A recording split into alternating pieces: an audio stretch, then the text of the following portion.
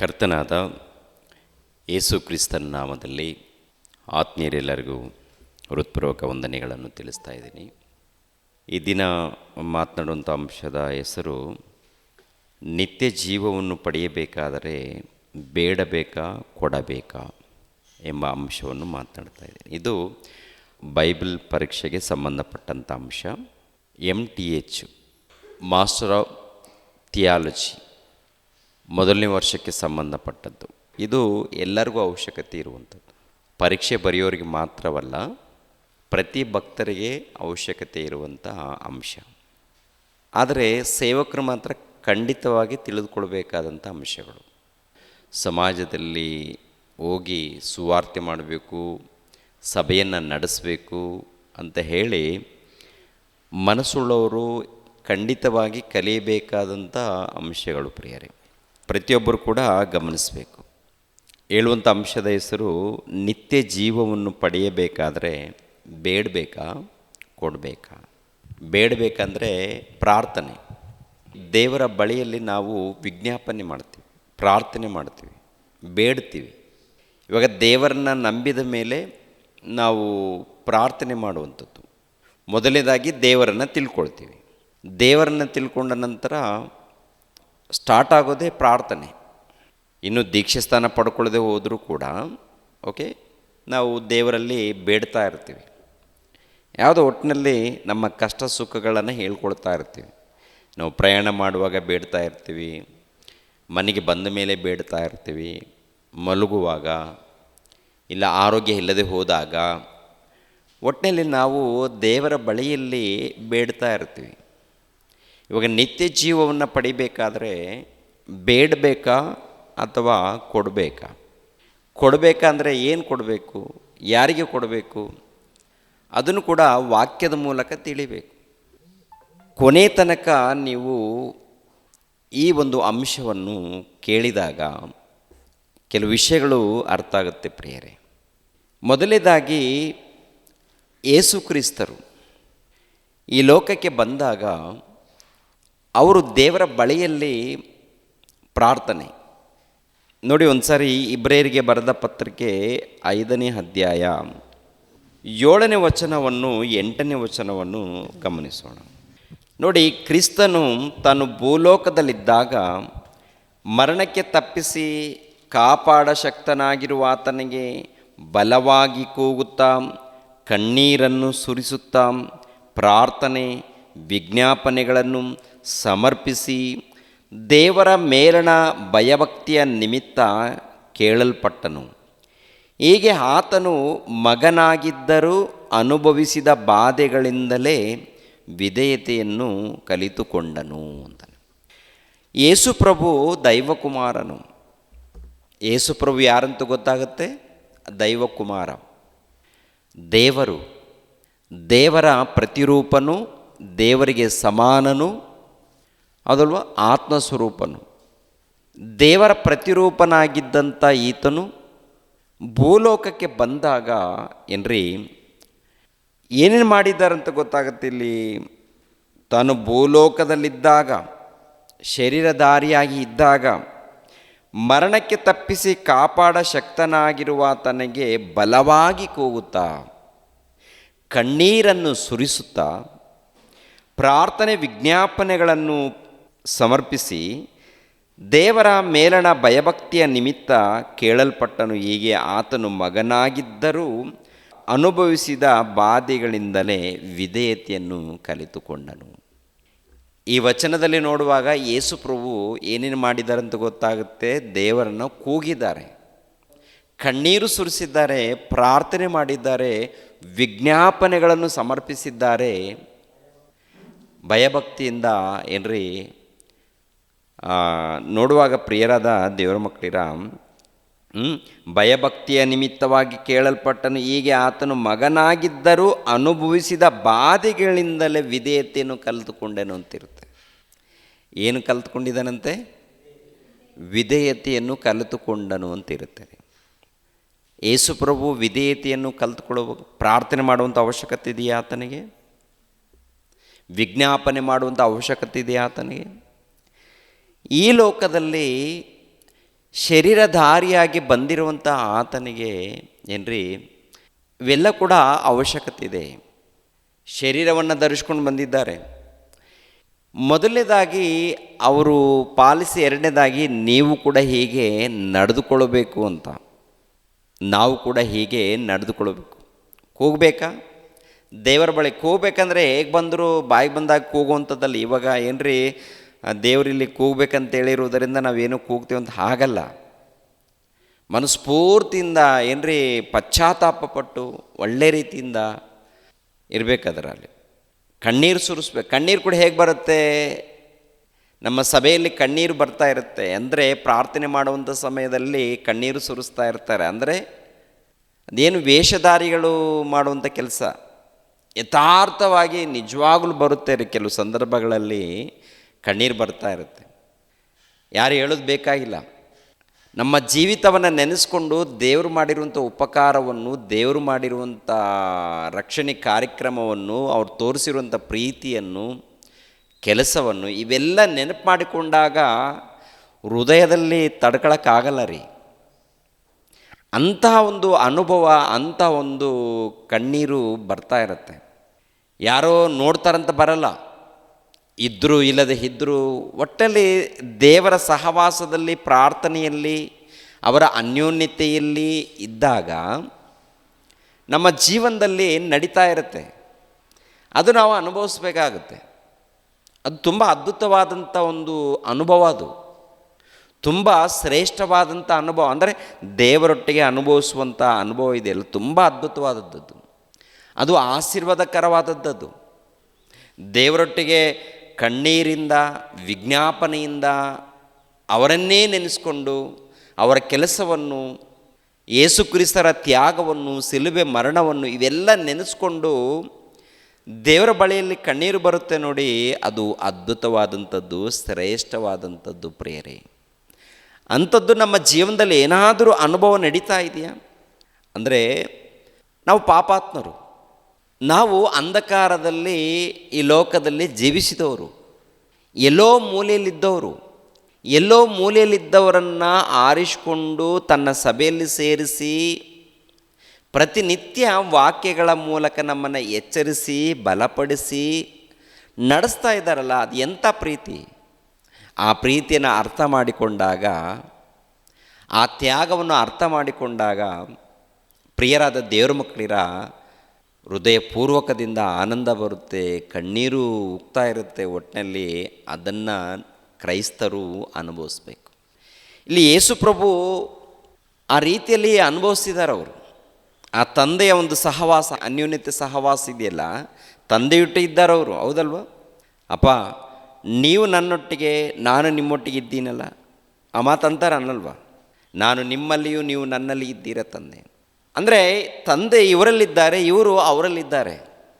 ಇದ್ದಾಗ ಅವರು ಯಾವಾಗಲೂ ಪ್ರಾರ್ಥನೆಯೇ ಅವ್ರದ್ದು.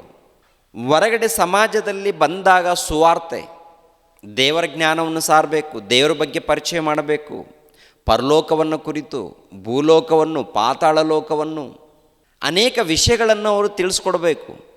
ರಕ್ಷಣೆ ಮಾರ್ಗವನ್ನು, ಪಾಪ ಕ್ಷಮಾಪಣೆಯ ಒಂದು ಸಂಗತಿಯನ್ನು ಇವೆಲ್ಲ ತಿಳಿಸ್ಕೊಡ್ಬೇಕು, ಹೊರಗಡೆ ತಿಳಿಸ್ಕೊಡ್ಬೇಕು. ತಿಳಿಸಿಕೊಡುವಂಥ ಆ ಸಮಯ ಅನೇಕ ಏನ್ರಿ ಸ್ವಸ್ಥತೆಗಳನ್ನು ಮಾಡಿದ್ದಾರೆ. ಆ ಸಮಯದಲ್ಲಿ ದೇವರನ್ನು ಪ್ರಾರ್ಥನೆ ಮಾಡುವಂಥದ್ದು ಇವೆಲ್ಲ ಕೂಡ ನೋಡುವಾಗ ಅವರು ದೇವರೊಟ್ಟಿಗೆ ಕಾಲವನ್ನು ಕಳೆದಿದ್ದಾರೆ. ಆ ಸಮಯದಲ್ಲಿ ಕಣ್ಣೀರಿಂದ ಪ್ರಾರ್ಥನೆ ಮಾಡ್ತಾ ಇದ್ದಾರೆ, ದೇವರನ್ನು ಕೂಗ್ತಾ ಇದ್ದಾರೆ. ಈ ಸಮಾಜದಲ್ಲಿ ನೋಡಿ ಏನ್ರಿ, ಆತನು ಭಯಭಕ್ತಿಯಿಂದ ನಡ್ಕೊಂಡಿರುವುದರಿಂದ ಇನ್ನೊಂದು ಕಲ್ತ್ಕೊಂಡಿದ್ದಾರಂತೆ. ಏನು ಕಲ್ತ್ಕೊಂಡಿದ್ದಾರೆ ಅಂತ ಗೊತ್ತಾಗುತ್ತೆ? ವಿಧೇಯತೆಯನ್ನು ಕಲ್ತ್ಕೊಂಡಿದ್ದಾರಂತೆ. ವಿಧೇಯತೆಯನ್ನು ಯಾರು ಕಲಿಬೇಕು ಹೇಳಿ? ನಾವು ಕಲಿಬೇಕಾ? ಅವ್ರು ಕಲಿಬೇಕಾ? ನಾವು ಕಲಿಬೇಕು. ಮತ್ತು ಅವರು ಕಲ್ತ್ಕೊಂಡಿದ್ದಾರಂದರೆ ಅದಕ್ಕಿಂತ ಮುಂಚಿತವಾಗಿ ಅವರಿಗೆ ವಿಧೇಯತೆ ಇಲ್ವಾ? ಕಲ್ತುಕೊಂಡಿದ್ದಾರಂದರೆ ಏನ್ರಿ, ದೊಡ್ಡ ಅರಸನ ಮಕ್ಕಳು ಹೇಗಿರ್ತಾರೆ ಅರಮನೆಯಲ್ಲಿ? ವಿಧೇಯರ ಹೇಗಿರ್ತಾರೆ ಪ್ರಿಯರವರು? ಅರಮನೆಯಲ್ಲಿ ಅರಸನೇ ಹೇಗಿರ್ತಾನೆ, ಒಡೆಯನೇ ಹೇಗಿರ್ತಾನೆ? ಗಂಭೀರವಾಗಿರ್ತಾನೆ. ಹೌದಲ್ವ? ಅನೇಕರು ಸೇವಕರು ಇರ್ತಾರೆ, ಅವರ ಬಳಿಯಲ್ಲಿ ಗಂಭೀರವಾಗಿಯೇ ಇರ್ತಾರೆ. ಇವಾಗ ಯೇಸು ಕ್ರಿಸ್ತರು ಪರಲೋಕದಲ್ಲಿ ಹೇಗಿದ್ದಾರೆ? ದೇವರ ಪ್ರತಿರೂಪನು, ದೇವರ ಸ್ವರೂಪನು, ದೇವರು. ಅಂದರೆ ಈ ವಾತಾವರಣ ಭೂಲೋಕದಲ್ಲಿ ನಡೆಯುವಂಥ ವಾತಾವರಣ ಪರಲೋಕದಲ್ಲಿ ಅವರ ಬಳಿಯಲ್ಲಿ ಇದೆಯಾ? ಕೋಟ್ಯಾನುಕೋಟಿ ದೇವದೂತರಿದ್ದಾರೆ, ಅಧಿಕಾರಿಗಳಿದ್ದಾರೆ, ಅವ್ರ ಬಳಿಯಲ್ಲಿ ಹೇಗಿರ್ತಾರೆ ಇವರು? ಉನ್ನತವಾಗಿ. ಅಲ್ಲಿ ಪರಲೋಕದಲ್ಲಿ ವಿಧೇಯತೆ ಕಲಿಯುವಂಥದ್ದು ಏನಾದರೂ ಕಾಣುತ್ತೆ ಅಲ್ಲಿ ಅಂದರೆ, ವಿಧೇಯತೆ ಅಂದರೆ ಅವ್ರು ಗಂಭೀರವಾಗಿರ್ತಾರೆ. ಅವರು ಒಡೆಯನಾತನು, ಪ್ರಭು, ದೇವರು ಆಗಿರುವಾಗ ವಿಧೇಯತೆಯನ್ನು ಕಲಿಯುವಂಥ ಅಂಥ ವಾತಾವರಣ ಏನಾದರೂ ಪರಲೋಕದಲ್ಲಿ ಕಾಣ್ತಾ ಇದೆಯಾ ಅಂತ ನೋಡುವಾಗ, ಆತನು ದೇವರು, ಆತನು ದೈವಕುಮಾರನು, ಆತ್ಮಸ್ವರೂಪನು, ಕೋಟ್ಯಾನುಕೋಟಿ ದೇವದೂತರು ಇದ್ದಾರೆ, ಅಧಿಕಾರಿಗಳಿದ್ದಾರೆ. ಅಲ್ಲಿ ಅಂಥ ವಾತಾವರಣ ಕಾಣ್ತಾ ಇಲ್ಲ ಪ್ರಿಯರೇ. ಭೂಲೋಕದಲ್ಲಿ ಗಂಭೀರವಾಗಿ ಆತನ ಜೀವಿಸ್ಬೋದು. ಇವಾಗ ದೊಡ್ಡ ದೊಡ್ಡ ಅರಸರು, ಪ್ರಭುಗಳು ನೋಡ್ತೀವಲ್ಲ, ಚಕ್ರವರ್ತಿಗಳು, ಹಾಗೆ ಜೀವಿಸ್ಬೋದು. ಅದು ಜೀವನ ಅಲ್ಲ, ಅದು ಅಲ್ಲ. ಸಾಮಾನ್ಯರು ಹೇಗಿರ್ತಾರೆ? ಸಾಮಾನ್ಯರು, ಬಡವರು, ಏನು ಇಲ್ಲದವರು ಹೇಗೆ ಬದುಕ್ತಾ ಇದ್ದಾರೋ ಅಂಥ ಆಕಾರವನ್ನು ಧರಿಸ್ಕೊಂಡು ಅವರ ಮಧ್ಯದಲ್ಲಿ ಬಂದು ಸಂಪೂರ್ಣವಾಗಿ ತಗ್ಗಿಸ್ಕೊಂಡು ಸೇವೆ ಮಾಡಿ ಇದ್ದದರಲ್ಲಿ ಊಟ ಮಾಡಿ ಬದುಕಿದ್ದಾರೆ ನೋಡಿ, ಅದು ಅದ್ಭುತವಾದಂಥ ಬದುಕು. ಒಬ್ಬ ಒಡೆಯನು ಎಲ್ಲ ಬಿಟ್ಟು ವಿಧೇಯನಾಗಿ ಲೋಕದಲ್ಲಿ ಬದುಕಬೇಕಂತ ಇದೆ ನೋಡಿ, ಜೀವಿಸುವಂಥದ್ದು ಇದೆ ನೋಡಿ ಪ್ರಿಯರೇ, ಅದು ಅದ್ಭುತವಾದಂಥದ್ದು. ದೊಡ್ಡ ಕಾರ್ನಲ್ಲಿ, ದೊಡ್ಡ ದೊಡ್ಡ ಭವನಗಳಲ್ಲಿ ಇದ್ದು ಜೋಪಡಿಯಲ್ಲಿ ಹೋಗಿ ಊಟ ಮಾಡಿ ಅವ್ರ ಜೊತೆಗೆ ಕೆಲಸ ಮಾಡಿ ಅಂದರೆ ಮಾಡ್ತಾರೆ ಇವರು? ದೊಡ್ಡ ಏನ್ರಿ ವಿಮಾನಗಳಲ್ಲಿ ತಿರುಗಾಡೋರು, ಕೋಟ್ಯಾನುಗಟ್ಟಲೆ ಹಣ ಸಂಪಾದನೆ ಮಾಡಿದವರು, ದೊಡ್ಡ ದೊಡ್ಡ ಉನ್ನತ ಕಾರುಗಳಲ್ಲಿ, ದೊಡ್ಡ ದೊಡ್ಡ ಭವನಗಳಲ್ಲಿ ಸೂಟು ಬೂಟು ಹಾಕ್ಕೊಂಡು ಉನ್ನತವಾಗಿ ಇದ್ದವರು, ಉನ್ನತವಾಗಿ ಊಟ ಮಾಡಿದವರು ಒಂದು ಜೋಪಡಿಯಲ್ಲಿ ಹೋಗಿ ಕೆಳಗಡೆ ಕುಳಿತುಕೊಂಡು ಅವ್ರ ಜೊತೆಗೆ ಊಟ ಮಾಡಬೇಕು, ಅವ್ರ ಜೊತೆಗೆ ಕೆಲಸ ಮಾಡಬೇಕಂದ್ರೆ ಒಪ್ಕೊಳ್ತಾನ? ನಾನ್ಯಾಕೆ, ನನಗೇನು ಕಡಿಮೆ ಇದೆ? ನನಗೇನಾದರೂ ಕಡಿಮೆ ಇದೆಯಾ? ಯಾವ ಕೊರತೆ ಇಲ್ಲ, ನಾನು ಯಾಕೆ ಅಲ್ಲಿಗೆ ಹೋಗಲಿ? ಯೇಸು ಪ್ರಭುಗೆ ಏನಾದರೂ ಕೊರತೆ ಇದೆಯಾ? ಏನಾದರೂ ಕಡಿಮೆ ಇದೆಯಾ? ಯಾವುದರಲ್ಲಿ ಕಡಿಮೆ ಇದೆ? ಪರಲೋಕದಲ್ಲಿ ನೋಡುವಾಗ ಕೋಟ್ಯಾನುಕೋಟಿ ದೇವದೂತರು, ಸೇವಕರು, ಅದು ದೊಡ್ಡ ದೊಡ್ಡ ಅಧಿಕಾರಿಗಳಿದ್ದಾರೆ, ನಾಯಕರಿದ್ದಾರೆ, ಅವರೆಲ್ಲರೂ ಇವರಿಗೆ ಸೇವಕರು. ಏನಾದರೂ ಕೊರತೆ ಇದೆಯಾ? ಇಲ್ಲ. ಯಾಕೆಂದರೆ ದೇವರ ಮಕ್ಕಳಿದ್ದಾರೆ ನೋಡಿ ಪ್ರಿಯರೇ. ದೇವರ ಮಕ್ಕಳು ಸೈತಾನನಿಗೆ ಗುಲಾಮರಾಗಿರುವುದರಿಂದ, ದಾಸರಾಗಿರುವುದರಿಂದ ಅವ್ರನ್ನ ಬಿಡಿಸ್ಬೇಕು. ಸೈತಾನನನ್ನು ಗೆಲ್ಲಬೇಕಾದ್ರೆ ಇವರೇನಾಗಬೇಕು? ದೇವರ ಮಕ್ಕಳು ಎಂಥ ಪರಿಸ್ಥಿತಿಯಲ್ಲಿದ್ದಾರೋ, ಎಂಥ ನರಳಾಟದಲ್ಲಿದ್ದಾರೋ ಅಂಥ ಶರೀರವನ್ನು ಧರಿಸ್ಕೊಂಡು ಅವರ ಮಧ್ಯದಲ್ಲೇ ಬರಬೇಕಾಗಿತ್ತು. ಬಂದು ದೇವರನ್ನು ಪ್ರಾರ್ಥನೆ ಮಾಡಿದ್ರು, ಭಕ್ತಿಯಿಂದ ನಡ್ಕೊಂಡ್ರು, ಸುವಾರ್ತೆ ಮಾಡಿದ್ರು ಏನ್ರಿ, ಅದರಲ್ಲಿ ವಿಧೇಯತೆಯನ್ನು ಕಲ್ತ್ಕೊಂಡ್ರು. ಪರಲೋಕದಲ್ಲಿದ್ದರೆ ಇದು ಇಲ್ಲ. ಪರಲೋಕದಲ್ಲಿದ್ದರೆ ಈ ಭೂಲೋಕದಲ್ಲಿ ಮನುಷ್ಯರ ಮಧ್ಯದಲ್ಲಿ ನಡೆಯುವಂಥ ವಾತಾವರಣ ಪರಲೋಕದಲ್ಲಿ ನೋಡ್ತಾರೆ. ಅಂದರೆ ಇವ್ರ ಮಧ್ಯದಲ್ಲಿ ಏನೇನು ನಡೀತಾ ಇದೆ ನೋಡ್ತಾರೆ. ಈ ಅನುಭವ ಪ್ರಿಯರೇ, ಶರೀರಧಾರಿಯಾಗಿ ಬಂದ್ರೇ ಈ ಅನುಭವ, ಹೌದಲ್ವ? ಶರೀರಧಾರಿಯಾಗಿ ಬಂದು ನಮ್ಮಂಥ ಶರೀರವನ್ನು ಧರಿಸಿಕೊಂಡು ದೈವತ್ವವನ್ನು, ಯಾವ ಶಕ್ತಿಯನ್ನು ಉಪಯೋಗ ಮಾಡದೆ, ಬಳಸಿಕೊಳ್ಳದೆ ನಮ್ಮ ಹಾಗೆ ಜೀವಿಸಿ ಉನ್ನತವಾಗಿ ದೇವರ ಪ್ರೀತಿಯನ್ನು ಪರಿಚಯ ಮಾಡುವಂಥದ್ದು ಇದೆಯಲ್ಲ, ಅದು ಅದ್ಭುತವಾದಂಥದ್ದು. ನನ್ನಂಥ ಶರೀರವನ್ನು ಧರಿಸ್ಕೊಂಡು ಏನ್ರಿ ಉನ್ನತರಾಗಿ ಅವರು ಜೀವಿಸಿದ್ದಾರೆ, ಹೌದಲ್ವ? ಉನ್ನತರಾಗಿ ಜೀವಿಸಿದ್ದಾರೆ, ಪ್ರಾರ್ಥಿಸಿದ್ದಾರೆ. ಅದರಲ್ಲಿ ನಾನು ವಿಧೇಯತೆಯನ್ನು ಕಲ್ತ್ಕೊಂಡಿದ್ದೀನಿ. ಇವಾಗ ನಾವು ಏನು ಮಾಡ್ತಾಯಿದ್ದೀವಿ? ಕಲ್ತ್ಕೊಳ್ತೀವ? ಸ್ವಲ್ಪ 4 ಅಕ್ಷರಗಳು, 4 ಮಾತುಗಳು, 4 ಸಬ್ಜೆಕ್ಟ್ಗಳು ಗೊತ್ತಿದ್ರೆ ಸಾಕ್ರಿ, ನಮಗೆ ತಲೆಯೆಲ್ಲ ಒಂದು ಕೊಂಬುಗಳು ಬಂದಿರುತ್ತೆ. ಕೊಂಬುಗಳು ಕಾಣಲ್ಲ. ಏನು ಕಾಣಲ್ಲಮ್ಮ? ಕೊಂಬುಗಳು ಕಣ್ಣಿಗೆ ಕಾಣಲ್ಲ, ಬಾಡಿ ಲ್ಯಾಂಗ್ವೇಜ್ ಹೇಳ್ತಾ ಇರುತ್ತೆ. ನಮ್ಮ ಹೊರಗಡೆ ಮುಖಲಕ್ಷಣಗಳು ಹೇಳ್ತಾ ಇರುತ್ತೆ. ದೊಡ್ಡದಾಗಿ ಕಲಿಬೇಕಾದದ್ದು ಬಹಳ ಇರುತ್ತೆ ರೀ. ಪ್ರಾಣ ಹೋಗೋ ತನಕ, ಸಾಯೋ ತನಕ ಕಲಿಬೇಕಾದದ್ದು ಬಹಳ ಇರುತ್ತೆ. ನಮ್ಗೆ ಸ್ವಲ್ಪ ಗೊತ್ತಿದ್ದಾಗ ಎಲ್ಲ ಕಲ್ತಿದ್ದೀವಿ ಅಂತೇಳಿ ಬಹಳ ಮಂದಿ ಬಿಲ್ಡಪ್ ಕೊಡ್ತಾ ಇರ್ತಾರೆ. ವ್ಯರ್ಥ ಅದು. ಪ್ರಭುನ ನೋಡಿ ನಾವು ಕಲಿಬೇಕು ಅಂತ ಹೇಳ್ತಾರೆ. ಅವ್ರು ನೋಡಿ ಕಲಿಬೇಕು. ವಿಧೇಯತೆಯನ್ನು ಏನು ಮಾಡಬೇಕಂತೆ? ವಿಧೇಯತೆಯನ್ನು ಅವರು ಕಲ್ತ್ಕೊಂಡ್ರು. ನಾವು ಕೂಡ ಏನು ಮಾಡ್ಬೇಕು ಹೇಳಿ? ಪ್ರಾರ್ಥನೆ ಮಾಡಬೇಕಂದ್ರೆ ಬೇಡಬೇಕಾ ಬೇಡವಾ? ಬೇಡಲೇಬೇಕು. ಪ್ರಾರ್ಥಿಸಬೇಕು. ಕೃತಜ್ಞತೆಗಳನ್ನು ಸಮರ್ಪಿಸಬೇಕು, ವಿಧೇಯತೆಯನ್ನು ಕಲ್ತ್ಕೊಳ್ಬೇಕು. ಆಮೇಲೆ ಏನು ಮಾಡಬೇಕು? ಕೊಡಬೇಕಾ? ಯಾರಿಗೆ ಕೊಡಬೇಕು? ಏನು ಕೊಡಬೇಕು? ನಾವು ದೇವರ ಸನ್ನಿಧಿಗೆ ಬಂದಾಗ ನಮಗೆ ಕೊಡು ಅಪ್ಪ, ನಮಗೆ ಕೊಡುಪ್ಪ. ಎಲ್ಲರ ಪ್ರಾರ್ಥನೆ ಹಿಂಗಿರುತ್ತೇಮ್ಮ, ಕೊಡಿ ದೇವರೇ, ಕೊಡಿ ದೇವರೇ. ಈ ವಾರ ಕೊಟ್ಟಿದ್ದಾಯ್ತು, ಬಂದರು, ಪ್ರಾರ್ಥನೆ ಮಾಡಿದ್ರು, ಕೇಳಿದ್ರು, ಹೊರಟೋದ್ರು. ಮತ್ತೆ ಮುಂದಿನ ವಾರ ಬಂದ ನಂತರ ದೇವ್ರ ಹತ್ರ ಬೇಡ್ತೀವ, ದೇವ್ರಿಗೋಸ್ಕರ ಏನಾದರೂ ಕೊಡ್ತೀವ? ದೇವ್ರ ಹತ್ರ ಬೇಡ್ತೀವಿ, ಕೊಟ್ಟರೆ ಏನೋ ಉಳಿದಿದ್ದು ಸ್ವಲ್ಪ. ದೇವ್ರ ಹತ್ರ ಬೇಡೋದು ಹೆಚ್ಚಿದೆಯಾ, ಕೊಡೋದು ಹೆಚ್ಚಿದೆಯಾ? ಬೇಡುವಂಥದ್ದು ಹೆಚ್ಚಿದೆ. ಬೇಡುವಂಥದ್ದು ತಪ್ಪಲ್ಲ, ಬೇಡುವಂಥದ್ದು ಖಂಡಿತವಾಗಿ ಬೇಡಲೇಬೇಕು. ಅದು ಕೂಡ ಏನು ಬೇಡಬೇಕು ಅದು ಕೂಡ ನಮ್ಗೆ ಗೊತ್ತಿರಬೇಕು. ಪ್ರಾರಂಭದಲ್ಲಿ ನೀವು ಏನೇನು ಮಾಡ್ತೀರಾ, ಪ್ರಾರ್ಥನೆ ಮಾಡ್ತೀರಾ, ಮಾಡಿ, ಪರವಾಗಿಲ್ಲ. ಬರ್ತಾ ಬರ್ತಾ ವಾಕ್ಯಗಳನ್ನು ಕಲ್ತ್ಕೊಂಡ ಮೇಲೆ ನೀವು ಏನು ಬೇಡಬೇಕೋ ಅದನ್ನು ನೀವು ಬೇಡಬೇಕು ಅಂತ ಹೇಳ್ತಾರೆ.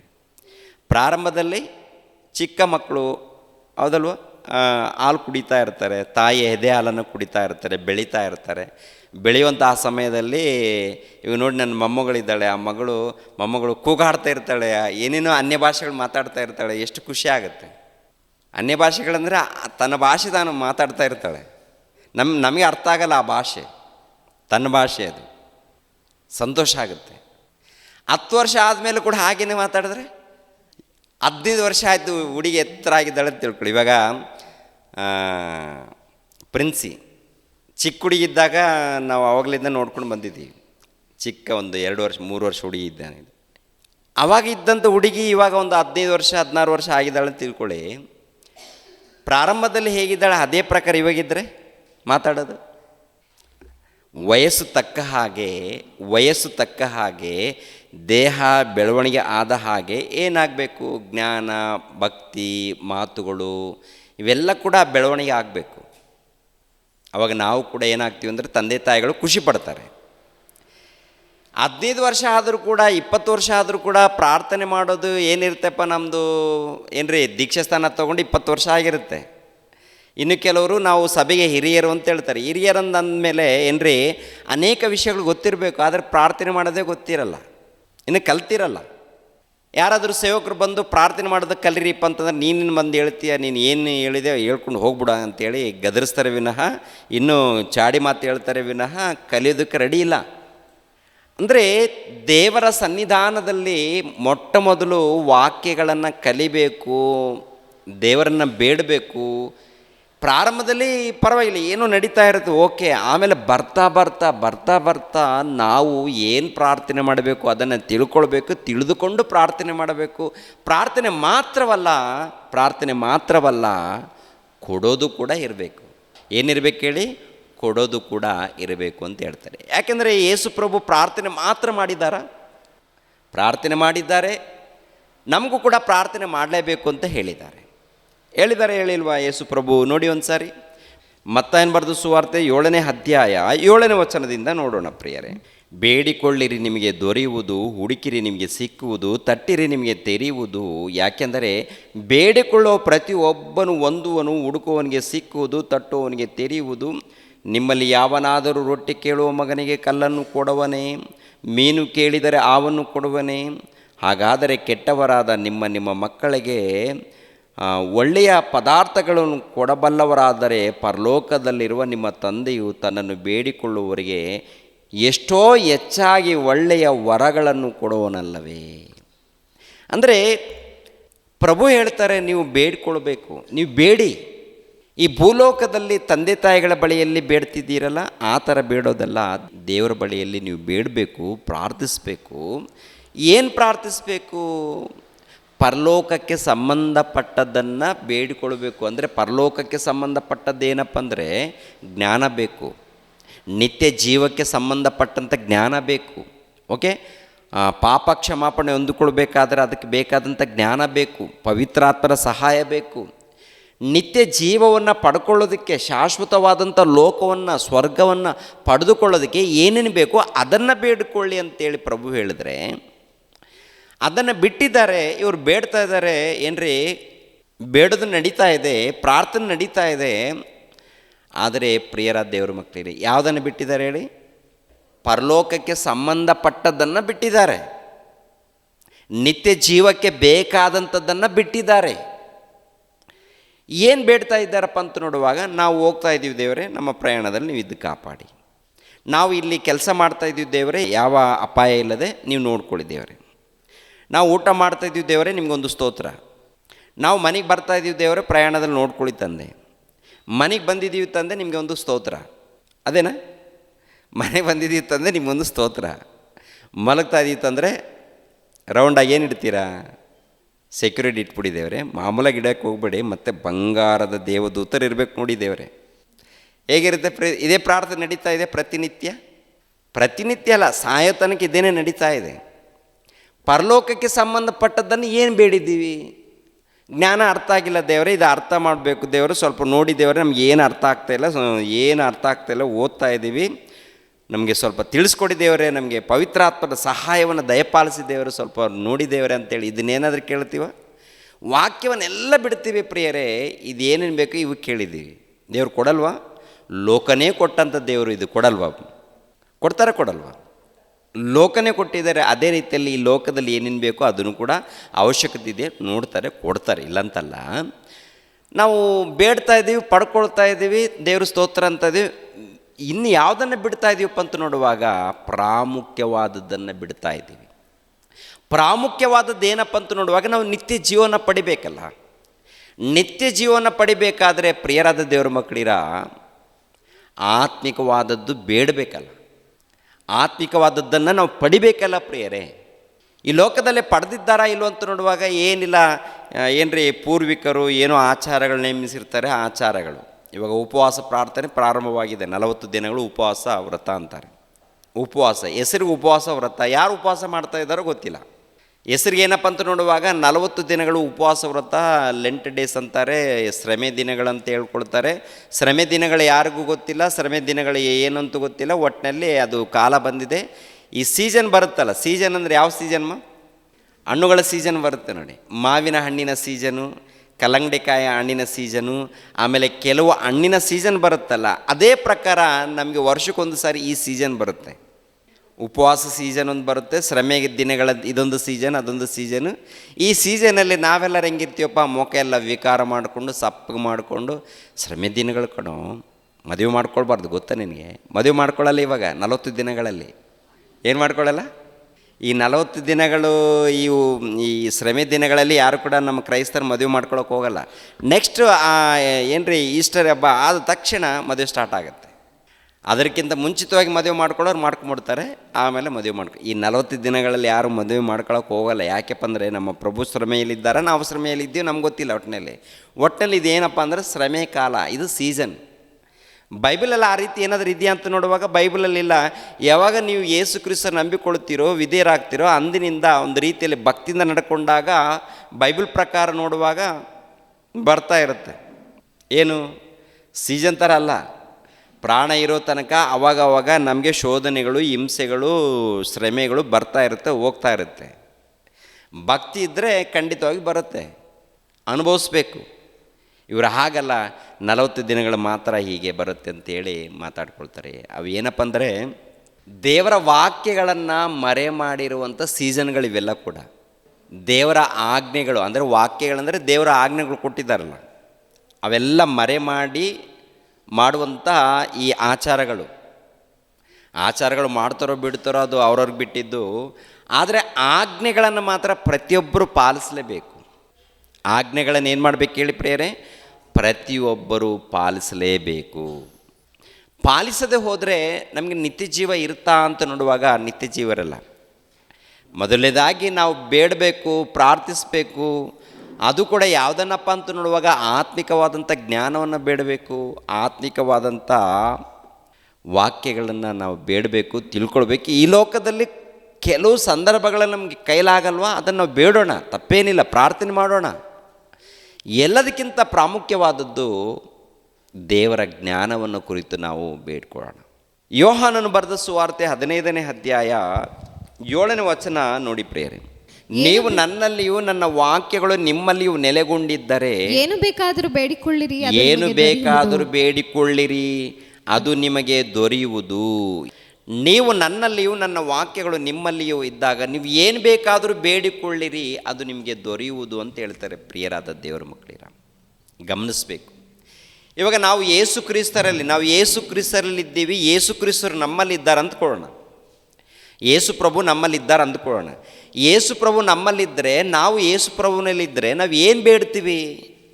ಈ ಲೋಕದಲ್ಲಿ ಸರ್ವ ಸುಖಗಳನ್ನು ಅನುಭವಿಸ್ಬೇಕಂತ ಬೇಡ್ತೀವ, ಅಥವಾ ನಮಗೆ ನಿತ್ಯ ಜೀವ ಕುಡಿ ತಂದೆ ಅಂತ ಬೇಡ್ತೀವ? ಎಲ್ಲ ಕ್ರೈಸ್ತರು ಏನು ಬೇಡ್ತಾರಪ್ಪ ಅಂತ ನೋಡುವಾಗ, ಈ ವಚನದ ಪ್ರಕಾರ ಬೇಡು ಅಂತ ಹೇಳಿರುವುದರಿಂದ ಬೇಡ್ತಾ ಇದ್ದಾರೆ. ಏನೇನು ಬೇಡ್ತಾರಪ್ಪ ಅಂತ ನೋಡುವಾಗ, ಮನೆ ಇಲ್ಲ ದೇವರೇ, ಜಾಗ ಇಲ್ಲ ದೇವರೇ, ಸಾಯೋದ್ರೊಳಗಾಗಿ ಸ್ವಂತ ಜಾಗದಲ್ಲಿ ನಾನು ಸತ್ತೋಗಬೇಕು, ಸ್ವಂತ ಜಾಗ ಕಟ್ಕೊಂಡು ಹೋಗ್ತೀರಾ? ಎಲ್ಲಿದ್ರೇನು ಈ ಸ್ವಂತ ಜಾಗದಲ್ಲಿದ್ದರೂ ಕೂಡ ಒಂದು ರೀತಿಯಲ್ಲಿ ಬಾಡಿಗೆ ಥರನೇ ನಾವು ಬಿಟ್ಟು ಹೋಗ್ತೀವಲ್ಲ, ಇದೇನೇನು ಕಟ್ಕೊಂಡು ಹೋಗ್ತೀವ, ನಾವು ಇಲ್ಲೇ ಇರ್ತೀವ. ಮತ್ತು ಹೇಗೆ ಇದನ್ನು ನಾವು ನೋಡಬೇಕು? ಇದನ್ನು ದೇವರು ಕೊಟ್ಟಿದ್ದಾರೆ. ಈ ಲೋಕದಲ್ಲಿ ಎಲ್ಲಿದ್ದರೂ ಕೂಡ ಇದು ದೇವ್ರದ್ದು, ಲೋಕನೇ ದೇವ್ರದ್ದು. ಈ ಲೋಕ ನಾವು ಬಿಟ್ಟು ಹೋಗ್ತೀವಿ, ಇದಲ್ಲ ನಮ್ಗೆ ಬೇಕಾದದ್ದು ಸ್ಥಿರವಾಗಿರುವಂಥದ್ದು ಪರಲೋಕ. ಆ ಲೋಕ ಬೇಕು, ಆ ಲೋಕವನ್ನು ಪಡಿಬೇಕಾದ್ರೆ ನಮಗೆ ಜ್ಞಾನ ಬೇಕು, ಆ ಜ್ಞಾನಕ್ಕೆ ಸಂಬಂಧಪಟ್ಟಂಥ ಒಂದು ವಾಕ್ಯಗಳು ಬೇಕು, ನಮಗೆ ಅರ್ಥ ಆಗಬೇಕು. ಅದನ್ನು ಕೊಡಿ ತಂದೆ ಅಂತೇಳಿ ಅದನ್ನು ಬೇಡಬೇಕು ಪ್ರೇರೆ. ಎರಡನೇದಾಗಿ ಈ ಲೋಕದಲ್ಲಿ ಏನೇನಿದೆ ನಾವು ಕೇಳೋಣ, ಅದೇನು ತಪ್ಪೇನಿಲ್ಲ. ನಮ್ಮ ಕಷ್ಟ ಇರುತ್ತಲ್ಲ, ನಮ್ಮ ಕಷ್ಟಗಳನ್ನು ನಾವು ಹೇಳ್ಕೊಳ್ಳೋಣ. ಯಾಕೆಂದರೆ ನಮ್ಮ ಕಷ್ಟಗಳು ನಮಗೆ ಕೆಲವು ಟೈಮಲ್ಲಿ ಸಹಿಸ್ಕೊಳ್ಳೋಕ್ಕಾಗಲ್ಲ, ನಾವು ಬೇಡೋಣ. ಅದೇನು ತಪ್ಪಂತ ನಾನು ಹೇಳ್ತಾ ಇಲ್ಲ, ನಾವು ಬೇಡ್ತಾ ಇರ್ತೀವಿ. ಇದನ್ನೇ ಪ್ರಾಮುಖ್ಯವಾಗಿ ತೊಗೊಳ್ಬಾರ್ದು. ಇದನ್ನೇನಪ್ಪ ಅಂದರೆ 24 ಗಂಟೆ ಇದ್ದೇನೆ ಅಂದರೆ ಪ್ರಾಮುಖ್ಯವಾದದ್ದು ಬಿಟ್ಟು ಇದನ್ನೇ ಕೇಳ್ಕೊಂಡಿದ್ರೆ ದೇವರು ಇದನ್ನು ಸರಿ ಮಾಡ್ತಾರೆ, ಕೊಡ್ತಾರೆ, ಸಹಾಯ ಮಾಡ್ತಾರೆ, ಎಲ್ಪ್ ಮಾಡ್ತಾರೆ. ಮತ್ತು ಅದು ನಿತ್ಯ ಜೀವ, ಆತ್ಮಿಕವಾದಂಥ ಜ್ಞಾನ, ಮತ್ತು ಅದ್ರ ಬಗ್ಗೆ ಶ್ರದ್ಧೆ ತೊಗೊಳ್ಬೇಕಲ್ಲ, ಅದ್ರ ಬಗ್ಗೆ ಕೇಳಬೇಕಲ್ಲ. ನೀವು ಏನು ಬೇಕಾದರೂ ಕೇಳಿ ಅಂದಾಗ, ಪ್ರಿಯರ ದೇವ್ರ ಮಕ್ಕಳಲ್ಲಿ ಏನು ಬೇಕು ಕೇಳಿ ಪ್ರಿಯರು. ಪೌಲನ ಕೇಳಿದ್ದಾನಲ್ಲ, ಪೌಲನ ಏನು ಕೇಳಿದ್ದಾನೆ? ಪೌಲನ ಪ್ರಾರ್ಥನೆ ಹೇಗಿದೆ ಹೇಳಿ? ಪೌಲನ ಪ್ರಾರ್ಥನೆ, ದೇವ ನನಗೆ ಎಲ್ಲೆಲ್ಲಿ ಹೋಗ್ತಾ ಇದ್ದೀನಿ ಅಲ್ಲಿ ಮೊದಲನೇದಾಗಿ ನನಗೆ ದೊಡ್ಡದೊಂದು ಮನೆ ಬೇಕು, ಅಲ್ಲಿ ವ್ಯವಸ್ಥೆ ಬೇಕು, ಪ್ರಯಾಣಕ್ಕೆ ಎಲ್ಲದಕ್ಕೆ ಬೇಕು ದೇವರೇ, ನೀವು ನೋಡ್ಕೊಳ್ಳಿ, ನನಗೆ ಕೊಡಿ ಅಂತೇಳಿ ಈ ಥರ ಕೇಳಿದ್ರೆ, ನಾನು ಹೋಗ್ತಾ ಇದ್ದೀನಿ ದೇವರೇ, 4 ಜನಕ್ಕೆ ಸುವಾರ್ತೆ ಹೇಳಬೇಕು, ಪರಿಚಯ ಮಾಡಿ ದೇವರೇ, ನನಗೆ ಜ್ಞಾನ ಕೊಡಿ, ನನಗೆ ತಾಳ್ಮೆ ಕೊಡಿ, ನಾನು ಸುವಾರ್ತೆ ಹೇಳಬೇಕು, ಕೆಲವು ಆತ್ಮಗಳನ್ನು ಕಾಪಾಡಬೇಕು, ಇದನ್ನು ಕೇಳಿದ್ದಾರೆ. ನನ್ನ ಆತ್ಮಗಳ ಭಾರ ಅವ್ರಿಗಿದೆ, ಸುವಾರ್ತೆ ಸಾರಬೇಕೇನುವಂಥದ್ದು. ಮತ್ತೊಂದು ಕಡೆ ಹೇಳ್ತಾರೆ, ಬದುಕಿದರೆ ನಾನು ಕ್ರಿಸ್ತನಿಗಾಗಿ, ಸತ್ತರೆ ನನಗೆ ಲಾಭ, ಸತ್ತರೆ ನಾನು ಹೋಗ್ಬಿಡ್ತೀನಿ, ಬೇಗ ಹೋಗ್ಬಿಡ್ತೀನಿ, ನನಗೆ ಲಾಭ ಇದೆ ಅಂತ. ಯೇಸು ಕ್ರಿಸ್ತರಲ್ಲಿ ಇದ್ದವರು ಹಾಗೆ ಕೇಳಿದ್ದಾರೆ, ಕ್ರಿಸ್ತನಲ್ಲಿ ಇದ್ದವರು ಹಾಗೆ ಕೇಳಿದ್ದಾರೆ. ನಾವು ನಿಜವಾಗಲೂ ಕ್ರಿಸ್ತನಲ್ಲಿದ್ದರೆ ಕ್ರಿಸ್ತನ ಸೇವೆ ಮಾಡ್ತೀವಿ, ಆತ್ಮಿಕವಾಗಿ ಬೆಳಿತೀವಿ, ಕ್ರಿಸ್ತನ ಪ್ರೀತಿಯನ್ನು ಸಾರ್ತೀವಿ. ಅದಲ್ವ? ಒಂದು ವೇಳೆ ಪ್ರಾರ್ಥನೆ ಇದ್ದರೆ ಆ ಪ್ರಾರ್ಥನೆಯಲ್ಲಿ ಓಕೆ ಕೇಳೋಣ. ಎಲ್ಲದಕ್ಕಿಂತ ಮುಖ್ಯವಾಗಿ ನಿತ್ಯ ಜೀವ. ಅವರೆಲ್ಲರೂ ಹೀಗೆ ಕೇಳ್ಕೊಂಡು ಬಂದಿದ್ದಾರೆ. ಅಂದರೆ ಪ್ರಾರ್ಥನೆ ಮಾಡಿದ್ದಾರೆ, ವಿಜ್ಞಾಪನೆ ಮಾಡಿದ್ದಾರೆ, ಬೇಡಿದ್ದಾರೆ, ಏನೇನು ಬೇಕೋ ಆತ್ಮಿಕವಾದದ್ದು ಏನೇನು ಬೇಕೋ ಬೇಡಿಕೊಂಡಿದ್ದಾರೆ, ಪಡ್ಕೊಂಡಿದ್ದಾರೆ, ಸುವಾರ್ತೆ ಸಾರಿದ್ದಾರೆ. ಮತ್ತೇನು ಮಾಡಿದ್ದಾರಪ್ಪ ಅಂತ ನೋಡುವಾಗ ಅವರು ಕೊಟ್ಟಿದ್ದಾರೆ. ಅವ್ರೇನು ಮಾಡಿದ್ದಾರೆ? ಕೊಟ್ಟಿದ್ದಾರೆ. ಯಾರಿಗೆ ಕೊಟ್ಟಿದ್ದಾರೆ? ಏನು ಕೊಟ್ಟಿದ್ದಾರೆ? ಮೊಟ್ಟ ಮೊದಲು ಅವರು ಹೃದಯವನ್ನು ಕೊಟ್ಟಿದ್ದಾರೆ. ಯಾರಿಗೆ? ದೇವರಿಗೆ. ಮೊಟ್ಟ ಮೊದಲು ಏನು ಕೊಟ್ಟಿದ್ದಾರೆ ಅಮ್ಮ? ಹೃದಯವನ್ನು ಕೊಟ್ಟಿದ್ದಾರೆ. ನಾವು ಹೃದಯವನ್ನು ಕೊಟ್ಟಿದ್ದೀವ ದೇವರಿಗೆ? ಹೃದಯವನ್ನು ಮೊದಲನೇದಾಗಿ ಪ್ರಾರ್ಥನೆ ಕೇಳೋದಿರಬೇಕಾ? ಕೇಳಬೇಕಾ? ಬೇಡಬೇಕಾ? ಬೇಡಬೇಕು ಖಂಡಿತವಾಗಿ. ಬೇಡಿ ಹೃದಯವನ್ನು ಕೊಟ್ಟಿಲ್ಲ ಅಂತ ತಿಳ್ಕೊಳ್ಳಿ, ಹೃದಯದಲ್ಲಿ ಜಾಗ ಕೊಟ್ಟಿಲ್ಲ ಅಂತ ತಿಳ್ಕೊಳ್ಳಿ, ಉಪಯೋಗ ಇಲ್ಲ. ಹೃದಯವನ್ನು ಕೊಡಬೇಕು. ಆಮೇಲೆ ನಿನ್ನ ಜೀವಿತವನ್ನು, ಅಂದರೆ ದೇವ್ರು ಕೊಟ್ಟಂಥ ಕಾಲವನ್ನು ಕೂಡ ದೇವರಿಗೆ ಕೊಡಬೇಕಾ? ನಿನ್ನ ಹೃದಯದಲ್ಲಿ ದೇವರಿಗೆ ಜಾಗ ಕೊಡಬೇಕು ತಾನೆ? ದೇವ್ರಿಗೆ ಜಾಗ ಕೊಡಬೇಕು. ದೇವರಿಗೆ ಜಾಗ ಕೊಟ್ಟು ಈ ಜೀವಿತದ ಮೂಲಕ ಏನ್ರಿ ದೇವ್ರು ಕೊಟ್ಟಂಥ ಈ ಜೀವಿತವನ್ನು ದೇವ್ರಿಗೆ ಕೊಡಬೇಕು, ಸಮಯವನ್ನು ದೇವರಿಗೆ ಕೊಡಬೇಕು. ರೋಮಾಪುರದವರಿಗೆ ಬರೆದ ಪತ್ರಿಕೆಯಲ್ಲಿ ಇದೆಯಲ್ಲ, ಎಷ್ಟೋ ಸಾರಿ ನಾವು ಓದ್ಕೊಂಡಿದ್ದೀವಿ. ರೋಮಾಪುರದವರಿಗೆ ಬರೆದ ಪತ್ರಿಕೆ 12ನೇ ಅಧ್ಯಾಯ 1ನೇ ವಚನ 2ನೇ ವಚನ ನೋಡಿ ಪ್ರಿಯರೇ. ಆದುದರಿಂದ ಸಹೋದರರೇ, ದೇವರ ಕನಿಕರವನ್ನು ನಿಮ್ಮ ನೆನಪಿಗೆ ತಂದು ನಿಮ್ಮನ್ನು ಬೇಡಿಕೊಳ್ಳುವುದೇನೆಂದರೆ ನೀವು ನಿಮ್ಮ ದೇಹಗಳನ್ನು ದೇವರಿಗೆ ಮೀಸಲಾಗಿಯೂ ಮೆಚ್ಚುಗೆಯಾಗಿಯೂ ಇರುವ ಸಜೀವ ಯಜ್ಞವಾಗಿ ಅರ್ಪಿಸಿರಿ, ಇದೇ ನಿಮ್ಮ ವಿವೇಕಪೂರ್ವಕವಾದ ಆರಾಧನೆ. ಮೊಟ್ಟ ಮೊದಲು ಪ್ರಿಯರಾದ ದೇವರ ಮಕ್ಕಳಿರ, ನಿಮ್ಮ ನಿಮ್ಮ ಹೃದಯಗಳಲ್ಲಿ ದೇವರಿಗೆ ಜಾಗ ಕೊಡಬೇಕು.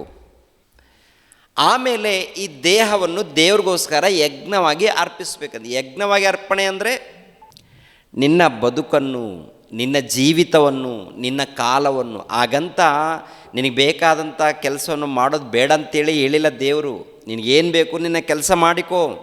ನಿನ್ನ ಕುಟುಂಬ ಇದೆಯಲ್ಲ, ನಿನ್ನ ಕುಟುಂಬವನ್ನು ನೋಡಿಕೋ, ನಿನ್ನ ಕುಟುಂಬದಲ್ಲಿ ಮಕ್ಕಳನ್ನು ನೋಡಿಕೋ, ನಿನ್ನ ಕುಟುಂಬದಲ್ಲಿ ಏನೇನು ಬೇಕು ನೋಡಿಕೋ. ಆದರೆ ಉದ್ದೇಶ ಏನಿರಬೇಕು?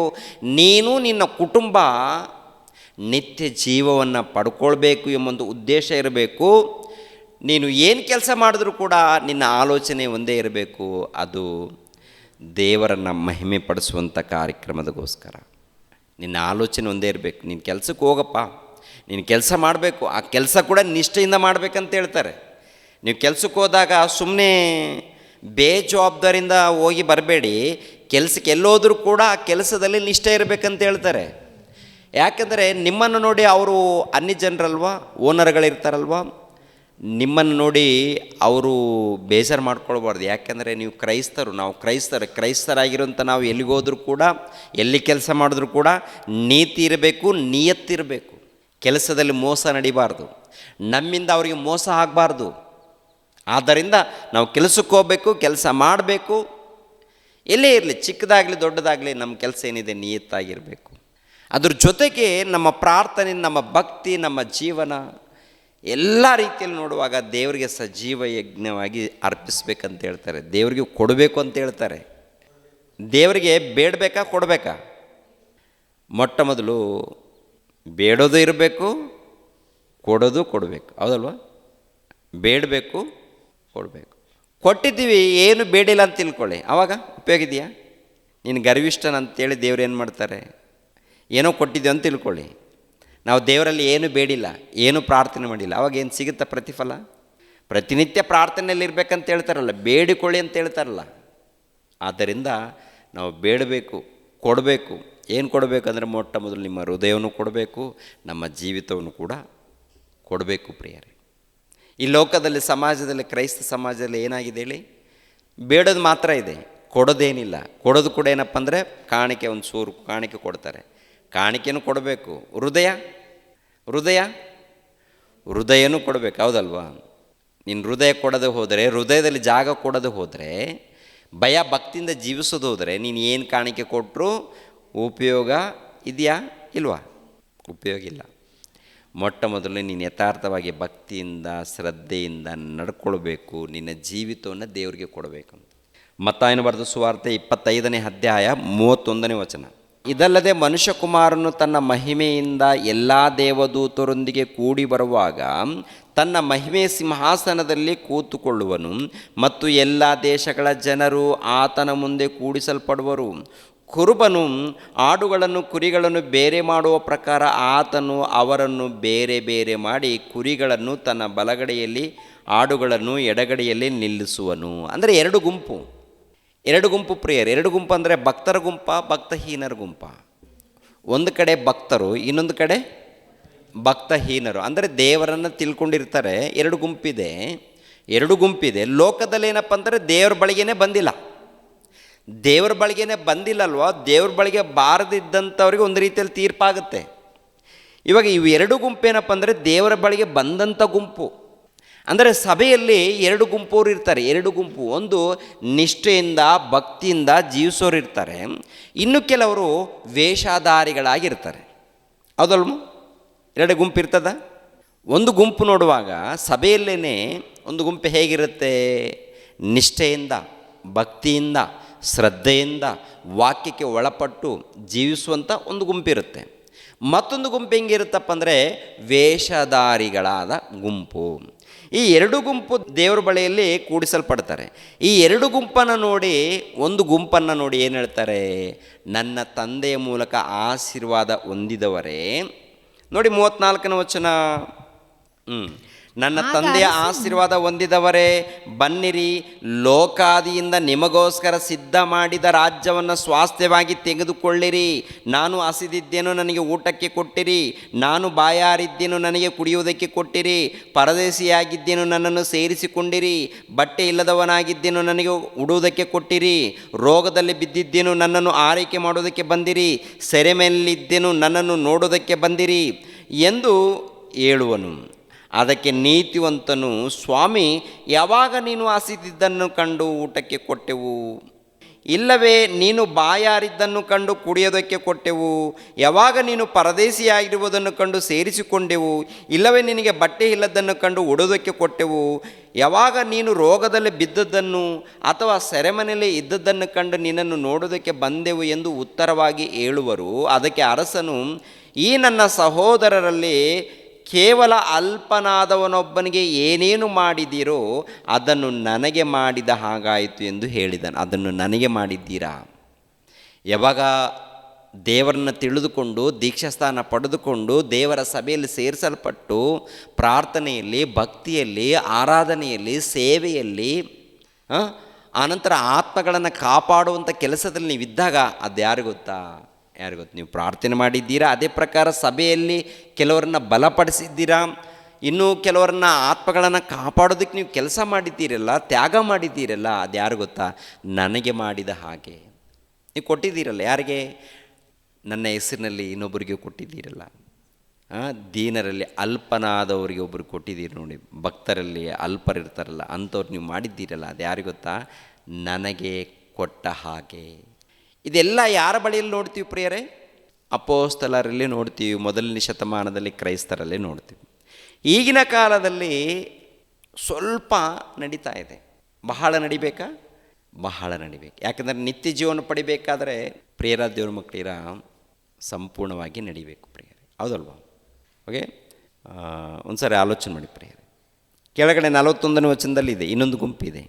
ಇನ್ನೊಂದು ಗುಂಪು ಏನು ಗುಂಪಪ್ಪ ಅಂತ ನೋಡುವಾಗ, ಆಮೇಲೆ ಆತನು ಎಡಗಡೆಯಲ್ಲಿರುವವರಿಗೆ, ಶಾಪಗ್ರಸ್ತರೇ, ನನ್ನನ್ನು ಬಿಟ್ಟು ಪಿಶಾಚನಿಗೂ ಅಮ್ಮನ ದೂತರಿಗೂ ಸಿದ್ಧ ಮಾಡಿರುವ ನಿತ್ಯ ಬೆಂಕಿಯೊಳಕ್ಕೆ ಹೋಗಿರಿ. ನಾನು ಹಸಿದಿದ್ದೆನು, ನೀವು ನನಗೆ ಊಟಕ್ಕೆ ಕೊಡಲಿಲ್ಲ, ನಾನು ಬಾಯಾರಿದ್ದೆನು, ನೀವು ನನಗೆ ಕುಡಿಯುವುದಕ್ಕೆ ಕೊಡಲಿಲ್ಲ, ಪರದೇಶಿಯಾಗಿದ್ದೆನು, ನೀವು ನನ್ನನ್ನು ಸೇರಿಸಿಕೊಳ್ಳಲಿಲ್ಲ, ಬಟ್ಟೆ ಇಲ್ಲದವನಾಗಿದ್ದೆನು, ನೀವು ನನಗೆ ಉಡುವುದಕ್ಕೆ ಕೊಡಲಿಲ್ಲ, ರೋಗದಲ್ಲಿ ಬಿದ್ದಿದ್ದೆನು, ಸೆರೆಮನೆಯಲ್ಲಿದ್ದೆನು, ನೀವು ನನ್ನನ್ನು ಆರೈಕೆ ಮಾಡುವುದಕ್ಕೆ ಬರಲಿಲ್ಲವೆಂದು ಹೇಳುವನು. ನೋಡಿದ್ರ, ಇದೊಂದು ಗುಂಪು ಎಂಥದಪ್ಪ ಅಂತ ನೋಡುವಾಗ, ಜಸ್ಟ್ ಕೇಳ್ತಾರೆ, ದೇವರ ಹತ್ರ ಬೇಡ್ತಾರೆ, ಆದರೆ ದೇವರ ಸೇವೆ ನಿಮಿತ್ತವಾಗಿ ಯಾವ ಕೆಲಸಕ್ಕೂ ಮುಂದೆ ಬರಲ್ಲ. ಇದರ ಅಂಥ ಗುಂಪು ಕೂಡ ಇರುತ್ತಾ? 2 ಗುಂಪು. ಅಂದರೆ ಬೇಡೋದು ಮಾತ್ರವಲ್ಲ, ಬೇಡಬೇಕು, ಎರಡನೇದಾಗಿ ಕೊಡಬೇಕು. ಬೇಡಬೇಕು, ಎರಡನೇದಾಗಿ ಕೊಡುವಂಥದ್ದು ಅಂದರೆ ಮೊಟ್ಟ ಮೊದಲು ನಿನ್ನ ಹೃದಯದಲ್ಲಿ ದೇವರಿಗೆ ಜಾಗ ಕೊಡಬೇಕು, ಭಕ್ತಿಯಿಂದ ನಡಿಬೇಕು, ನಿನ್ನ ಜೀವಿತವನ್ನು ದೇವರಿಗೆ ಅರ್ಪಿಸಬೇಕು, ನಿನ್ನ ಕುಟುಂಬವನ್ನು ಎಲ್ಲವನ್ನು ನೋಡಿಕೊಂಡು ಶ್ರದ್ಧೆಯಿಂದ ಭಕ್ತಿಯಿಂದ ನಾವು ನಡಿಬೇಕಂತ ಹೇಳ್ತಾರೆ ಪ್ರಿಯರೇ. ಓಕೆ, ನಿತ್ಯ ಜೀವನ ಪಡಿಬೇಕಾದ್ರೆ ಬೇಡಬೇಕಾ ಕೊಡಬೇಕಾ? ಬೇಡಬೇಕು, ಕೊಡಬೇಕು, ಎರಡೂ ಮಾಡಬೇಕು. ಒಂದನ್ನು ಬಿಟ್ಟು ಒಂದು ಮಾಡ್ತೀವಿ ಅಂತಂದರೆ ಸಂಪೂರ್ಣವಾಗಲ್ಲ, ಒಂದನ್ನು ಬಿಟ್ಟು ಒಂದನ್ನು ಮಾಡ್ತೀವಿ ಅಂದರೆ ಸಂಪೂರ್ಣವಾಗಲ್ಲ ಪ್ರಿಯರೇ. ಇಲ್ಲಿ ಈ ಗುಂಪಿದೆಯಲ್ಲ, ಯಾವ ಗುಂಪು? 41ನೇ ವಚನದಿಂದ ಇದ್ದ ಗುಂಪಿದೆಯಲ್ಲ, ಕೇವಲ ಬೇಡೋರು ಮಾತ್ರ, ದೇವ್ರಿಗೋಸ್ಕರ ಏನು ಮಾಡೋರಲ್ಲ ಇವರು. 34ನೇ ವಚನದಿಂದ ಆಶೀರ್ವಾದ ಹೊಂದಿದವರು ಇದ್ದಾರೆ ಅಂತ ಹೇಳ್ತಾರಲ್ಲ, ಅವ್ರು ಏನು ಮಾಡಿದ್ದಾರೆ ಅಂತ ನೋಡುವಾಗ, ಬೇಡ್ತಾರೆ, ದೇವರಿಗೆ ವಿಧೇಯರಾಗ್ತಾರೆ, ಎರಡನೇದಾಗಿ ದೇವರು ಮೆಚ್ಚುವಂಥ ಕಾರ್ಯಕ್ರಮಗಳನ್ನು ಅವರು ಮಾಡ್ತಾರೆ ಪ್ರಿಯರೇ. ಅವರನ್ನು ದೇವರು ಮೆಚ್ಚಿಕೊಂಡಿದ್ದಾರೆ. ನಾವು ಆ ಗುಂಪಿನಲ್ಲಿರಬೇಕು. ಯಾವ ಗುಂಪಲ್ಲಿ? ಆಶೀರ್ವಾದ ಹೊಂದಿರುವಂಥ ಗುಂಪಿದೆಯಲ್ಲ, ಆ ಗುಂಪಿನಲ್ಲಿ ನಾವೆಲ್ಲರೂ ಇರಬೇಕು. ಅಂದರೆ ಪರಿಪೂರ್ಣರಾಗಬೇಕು, ಬೆಳೀತಾ ಬೆಳೀತಾ ಬೆಳೀತಾ ಪರಿಪೂರ್ಣರಾಗಬೇಕು. ಹಾಗಾದಾಗ ನಿತ್ಯ ಜೀವವನ್ನು ನಾವು ಪಡ್ಕೊಳ್ತೀವಿ. ಇದು ಈ ಒಂದು ಅಂಶದ ವಿಷಯದಲ್ಲಿ ನಿಮ್ಗೆ ಇನ್ನೂ ಎಷ್ಟು ಸ್ಟಡಿ ಮಾಡ್ತೀರ ಅಷ್ಟು ನೀವು ಸ್ಟಡಿ ಮಾಡಿ ಪ್ರಿಯರೇ. ಓಕೆ, ಬಹಳ ಇರುತ್ತೆ. ಇನ್ನೊಂದು ಸಾರಿ ಮತ್ತೊಂದು ಸಾರಿ ಈ ಒಂದು ಅಂಶವನ್ನು ನೀಟಾಗಿ ಮತ್ತೆ ನಾನು ಲೈವಲ್ಲಿ ಮಾತನಾಡಿ ನಾನು ಅಪ್ಲೋಡ್ ಮಾಡ್ತೀನಿ. ಮೊದಲನೇದಾಗಿ ಏನಪ್ಪ ಅಂದರೆ, ಇವತ್ತಿಂದ ಈ MTHಗೆ ಸಂಬಂಧಪಟ್ಟಂಥ ಅಂಶವನ್ನು, ಮಾಸ್ಟರ್ ಆಫ್ ಥಿಯಾಲಜಿ, ಸಂಬಂಧಪಟ್ಟಂಥ ಅಂಶವನ್ನು ಪ್ರಾರಂಭ ಮಾಡಿದ್ದೀವಿ ಅಂತೇಳಿ ತಿಳಿಸೋದಕ್ಕೆ ಈ ಒಂದು ಅಂಶವನ್ನು ಮಾತಾಡಿದ್ದೀವಿ. ಮುಂದಿನ ವಾರದಿಂದ ಕೂಡ ಮತ್ತು ಮನೋಜ್ ಕುಮಾರ್ ಕೂಡ ಆದಷ್ಟು ಬೇಗ ಆತನಿಗೆ ಕೊಡಲ್ಪಟ್ಟಂಥ ಅಂಶಗಳು ಕೂಡ ಪ್ರಾರಂಭ ಮಾಡ್ತಾರೆ, ತಿಳಿಸ್ಕೊಡ್ತಾರೆ ಪ್ರಿಯರೇ. ಓಕೆ, 15 ಅಂಶಗಳಿರುತ್ತೆ. ಮಾಸ್ಟರ್ ಆಫ್ ಥಿಯಾಲಜಿ ಫಸ್ಟ್ ಇಯರ್ಗೆ ಸಂಬಂಧಪಟ್ಟದ್ದು 15 ಅಂಶಗಳು, ಸೆಕೆಂಡ್ ಇಯರ್ಗೆ ಸಂಬಂಧಪಟ್ಟಂಥ 15 ಅಂಶಗಳು, ಥರ್ಡ್ ಇಯರ್ಗೆ ಸಂಬಂಧಪಟ್ಟಂಥ ಅಂಶಗಳು ಆಮೇಲೆ ವಿಚಾರ ಮಾಡಿ ನಾವು ತಿಳಿಸ್ಕೊಡ್ತೀವಿ. ಓಕೆ, ದೇವರ ನಾಮಕ್ಕೆ ಸ್ತೋತ್ರವಾಗಲಿ.